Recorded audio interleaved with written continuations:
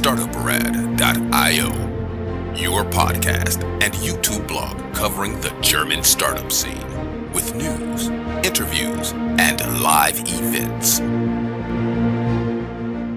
Hello and welcome everybody. This is Joe from Startuprad.io, your startup podcast and YouTube blog from Germany. Today we bring you another interview in connection with our attendance of Curious 2024. Today I'm thrilled to welcome Professor Steven Chu here with me. Welcome. Glad to be here. You are a Nobel Laureate and former U.S. Energy Secretary, Professor. You're holding the William R. Keenan Junior Professorship of Physics, Molecular and Cellular Physiology at Stanford University, and you've made groundbreaking contributions to the fields of laser cooling, biophysics, and renewable energy. This interview is conducted in connection with the Curious 2024 held in Mainz, promises to delve into Professor Steven Chu's work. Just a tiny bit. We won't take up too much of your available time.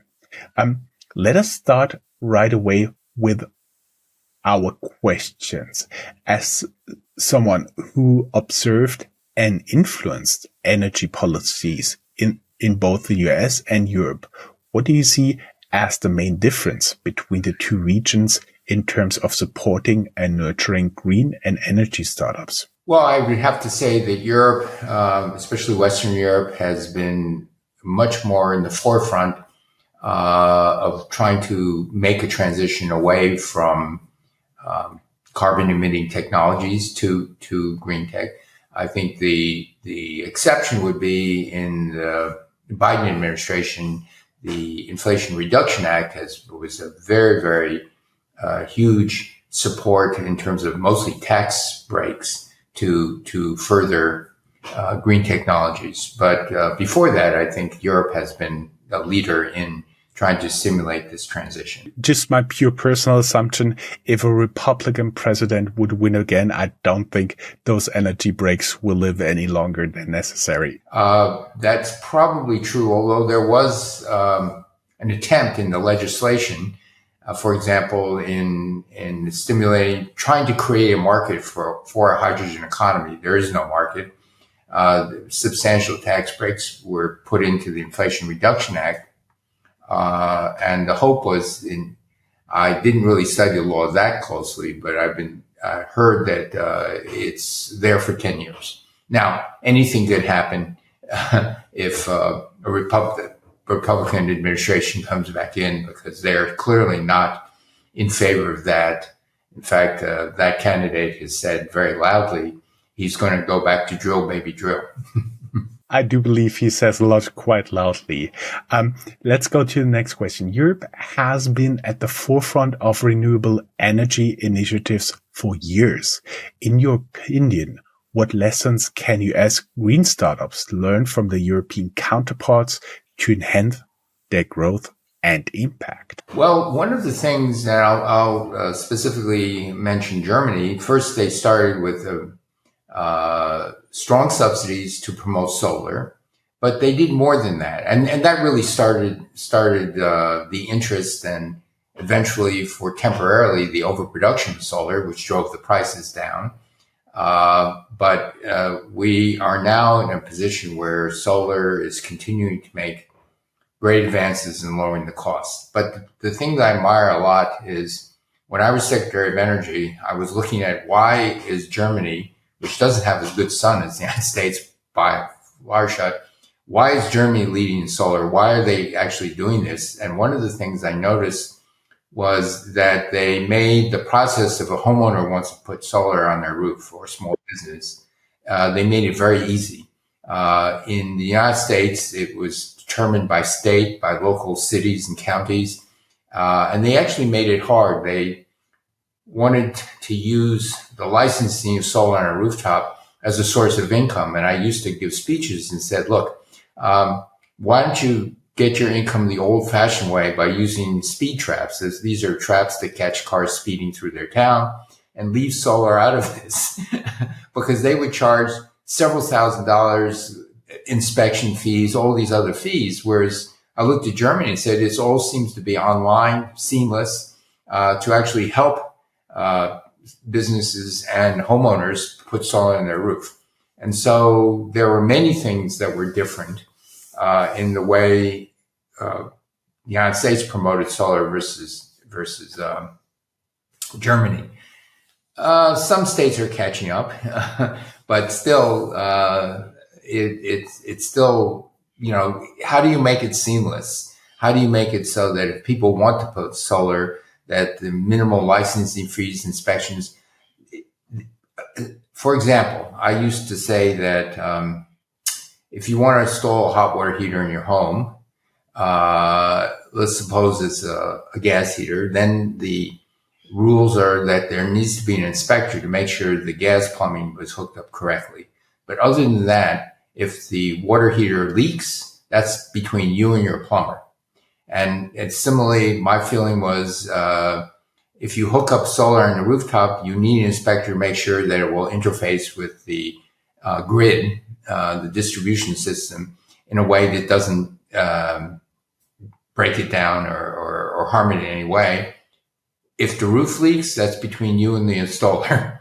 And so, I was urging that we have the minimum amount of responsible inspection, and the rest is up to the individual contract between you, the installer, and the government shouldn't be part of that. What also came to mind when you've been talking, because when you talked about the sun, I vividly remembered the high temperatures when I was attending college in Texas.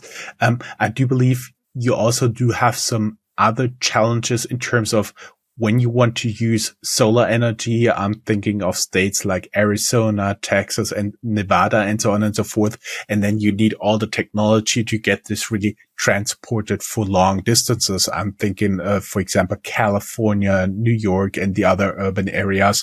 Maybe even Chicago, because apparently they also don't have a lot of good sun there. Well, that is absolutely true. If you look at the solar map, the southwestern United States, California, Arizona, New Mexico, Texas, Nevada, superb solar, really, really some of the best around the world. There are a few other places that are slightly better, but we do need the transportation grid.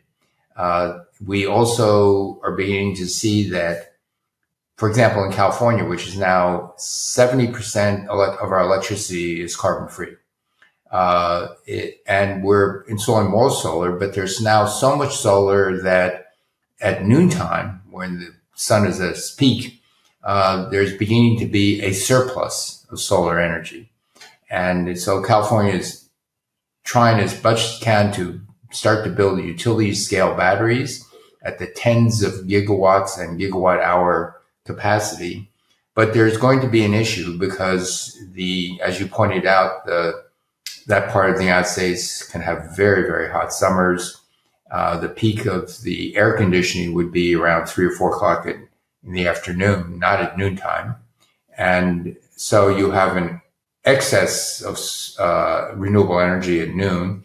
And then there's a sudden ramp up we would need that would be at the level of 3, 4, 5 gigawatt in terms of power ramping up in a few hours. And so this is, again, another one of the challenges when you have a big economy, and also to take advantage of solar, you still need a lot of energy storage. And in Germany, every country who wants to go above 50% renewable, 60, 70%, hopefully even higher, then storage becomes a key. And utility scale storage has to be much more reliable than storage in an electric vehicle. Car breaks down, it's okay. It's, let's say 1 in 1,000, 1 in a million cars will break down. But if you get a blackout, that's less okay. And so those are some of the requirements. I don't know. It's been estimated in order to get 3 days storage in the United States, and 3 days will actually allow us to go to 80% renewable. And 3 days doesn't sound like much, but we are barely at the 1-day storage.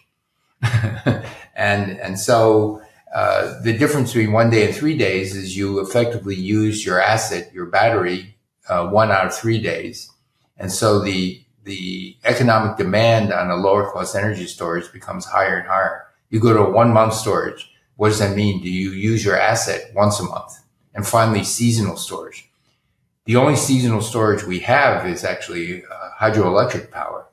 And you would try to maximize the hydroelectric power you do have, but it's geography dependent, and not all places have good mountains. For example, Germany does not have the mountains that Norway and Switzerland and even Austria have.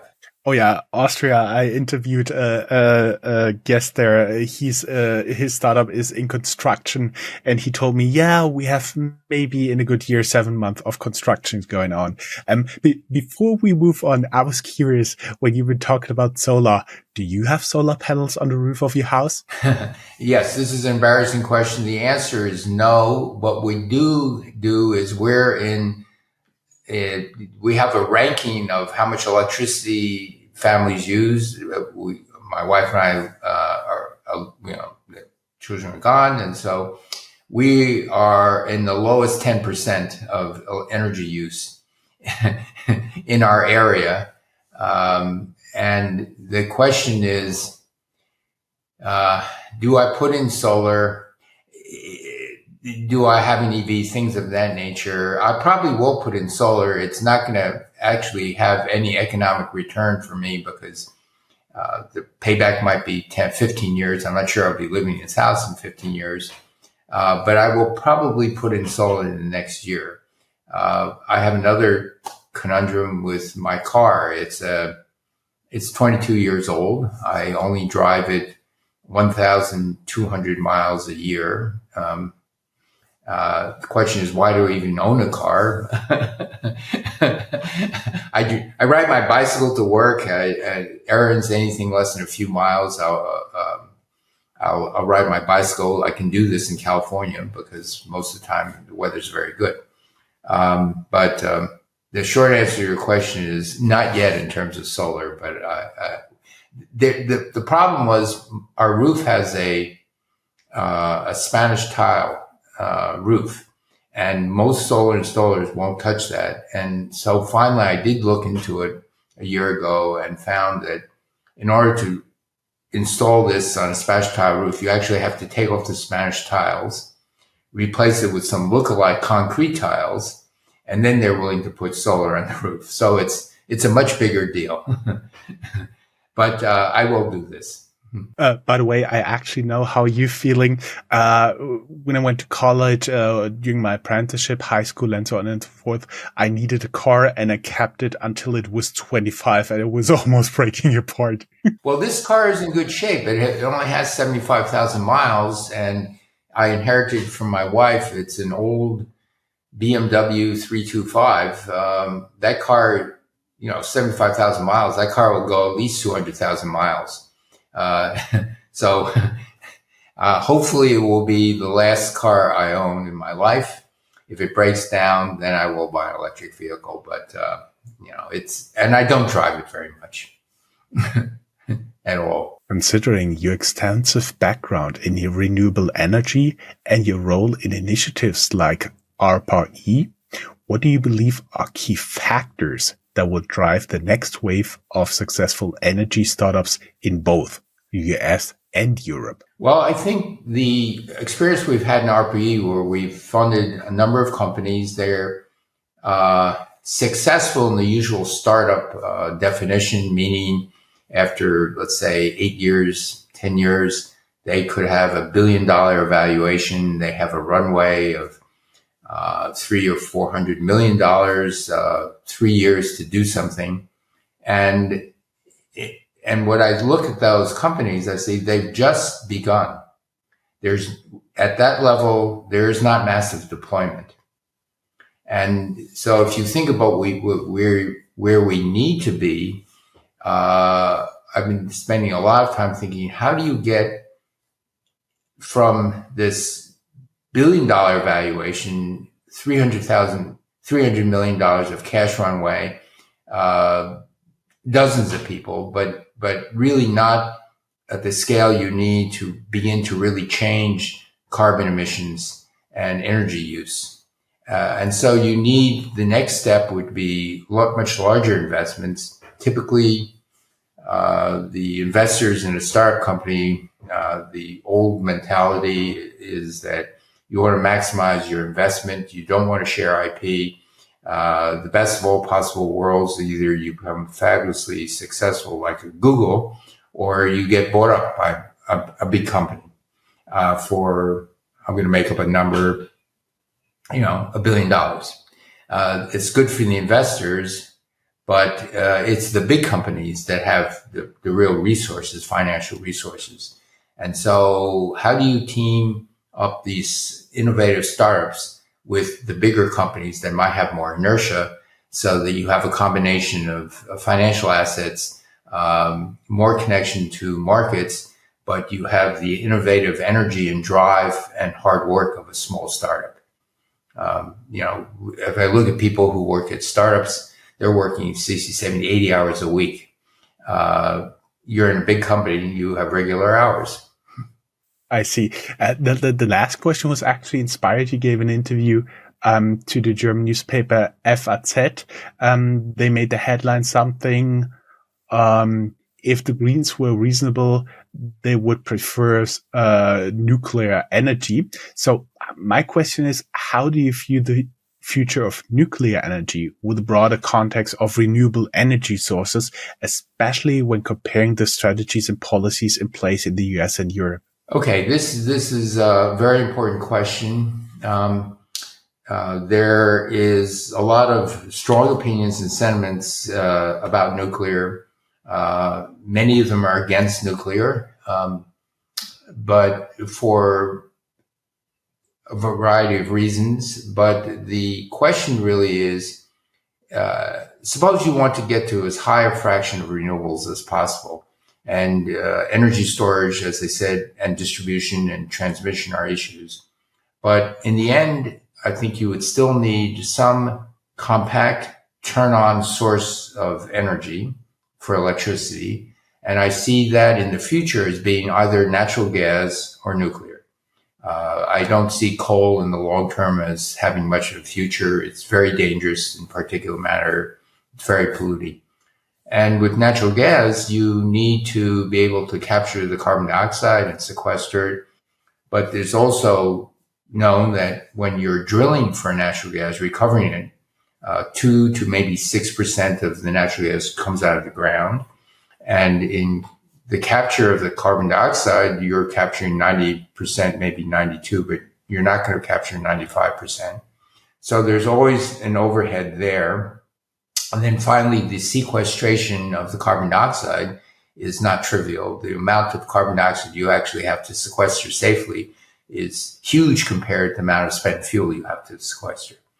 Now, the conundrum about nuclear, besides there are some fears, I do my best to try to explain that, and most people don't realize that for example, in the food you eat, roughly 30 or 40% of it is in radioactivity in the food. This is naturally occurring radioactivity in, for example, potassium that occurs in meat and bananas and many things we eat, green vegetables. The health people, the federal FDA, say there's recommended daily requirements for potassium, but it's not a question of actually endangering your health. The radioactivity levels, depending on your diet and where you live, could vary by factors of 3 or 4, this background radiation, and there's no correlation at all between that and cancer. So at these very low levels, it's not a danger. And so one of the things that people need to be assured of is the chance of a contamination is very small. I believe it can be made even smaller.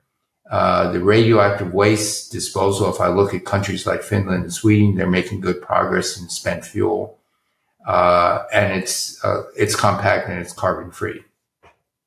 Now, despite all of that, what has happened is we've forgotten how to build large nuclear reactors on budget, on time. And as long as they are very expensive and have a possibility of going over budget, and the more recent ones have gone over budget, we're talking $10 billion per 1 gigawatt electrical power. You go over budget by 50%, that $5 billion extra is a huge financial hole. So the industry has to learn how to build them on budget, on time. I personally think there's another approach. I've been advocating this since 2010, where you make small modular reactors. Instead of a gigawatt to 1.5 gigawatts, they're 100 megawatts. They're factory made, so they can be on much more stringent conditions. But the most important thing is, instead of building them one at a time, imagine that you can start with 1,000 orders, and you go and maybe several models, and you have these small modular reactors. There's a rule in business called a learning curve. It's not a fundamental rule of science, but the more you produce, the better you are at lowering the manufacturing costs. And there's also steady improvements. And so what happens in learning curves is, if, for example, you double the number of units, the price, the manufacturing cost goes down by a certain percentage. You double again, it goes down by a certain percentage. So that means that if you're going up by factors of 10 in shipping out things, the cost goes down by some slope. It's a percentage, so it's an exponential decline. This is well known in all manufacturing. When Tesla was making Model S's and selling 5 or 10,000 a year, they were losing money, even though the cars cost $100,000, $120,000. They make the Model Y, Model 3, they cost $50,000, $60,000, but they're selling $500,000, making lots of money. And so the idea of a learning curve is true at everything except a few things like nuclear. Nuclear, because there's big projects and just a few big projects. So I said, let's turn it around. Let's make lots of little guys in factories that you can ship on a truck. After 10 years, you ship it back, you refuel it, you ship it. So it's inherently much safer. It could even be designed that it would be seamless to take these smaller modular reactors and integrate that with the spent fuel issue. In the end, now there are at least a dozen startup companies looking at small modular reactors. There's also a few countries, China, Russia, for example, are doing these. But I think that could be a way to decrease any risk of contamination. There's always some risk, but you make it very, very small. And so the risks, for example, of getting on an airplane, flying somewhere, people don't really think I may die. It's so small that, and whenever there's an incident, a near miss, something, or even a crash, the whole world looks at what happened and tries to figure out what happened. And so that ethic and that way of promoting safety, year after year after year, decade after decade, airplane flight is getting more and more safe. The same thing can be true of nuclear. And maybe this learning curve model of making lots of them will enable the cost to go down. But you need those things, and you need public trust that the chance of contamination is very, very small.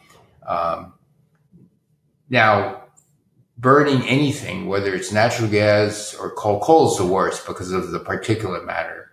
But if you look at the danger of various forms of energy per unit energy that's produced per terawatt hour, nuclear is perhaps thousands of times more dangerous.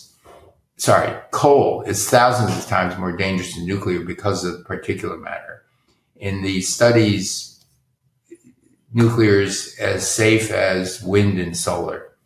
It's 100 times safer than burning wood pellets that some European countries do because of the particulate matter. So these are things that hopefully as we understand the climate risks and how important they are, and there has to be some compact turn-on source of power, just in case you run out of battery storage. You need something. And I think that nuclear should be part of the future energy source. I do believe that at one point we need to realize the tornadoes, the hurricanes, the storms, the floodings, and so on and so forth, they'll only get worse if we don't change our way of living. And I believe at one point we need to do a more radical change, especially in our energy production, where Germany did the interesting step of getting rid of all nuclear power. So not sure about, as a final question, of your opinion of that. What do you believe will happen? Are we going to reactivate them or have a lot of smaller nuclear power plants here in Germany at one point in the future? Well, that's a difficult question, and I don't really know the details. When I talk with people in Germany, once a nuclear power plant is shut down for a few years, they say, no, it's difficult to start up. There was a time when there were, and they were not that old. The United States, for example, is going ahead, and for most of the power plants, with a few exceptions, meaning that these cities grew near these power plants, nuclear power plants. Most of the power plants, nearly 100 in the United States, are going to be relicensed for another 20 years. The initial licensing was 40 years, but it was a very conservative licensing, and the Nuclear Regulatory Agency Commission is methodically going through and on a reactor by reactor basis making a determination: are they going to be safe for another 20-year operation? And so far, for the most part, virtually all of them are. I think the same could have been done for the German reactors, but what's done is done. And now the question is it feasible to restart? That I have to honestly say, I would have to talk to the people who just mothballed these reactors. Starting a new generation of reactors, it's not going to make an influence on carbon emissions for 10 or 20 years. You're looking at a lead time of getting approval for any new modular reactor. A large reactor is typically a decade from the time you decide we're going to build it to the time you can turn it on, if it doesn't meet delays. And so we are where we are, but it's a very, very different place because of Russia's invasion of Ukraine. And essentially a rearming of NATO. We seem to be going back to a very Cold War mentality. And then the question is, before it was going to be cheap Russian gas, it's going to be the transition of the German energy.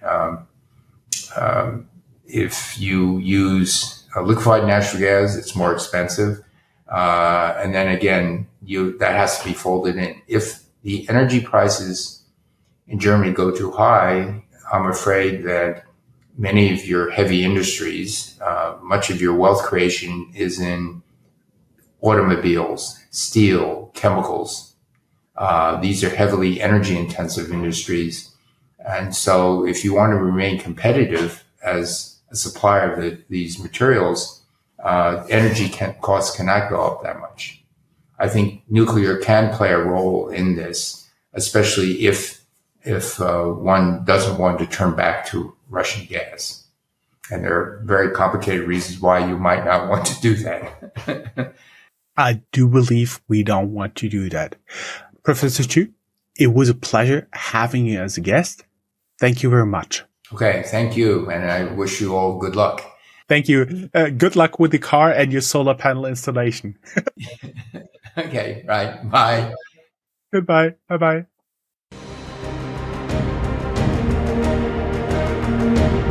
That's all, folks. Find more news, streams, events, and interviews at www.startuprad.io.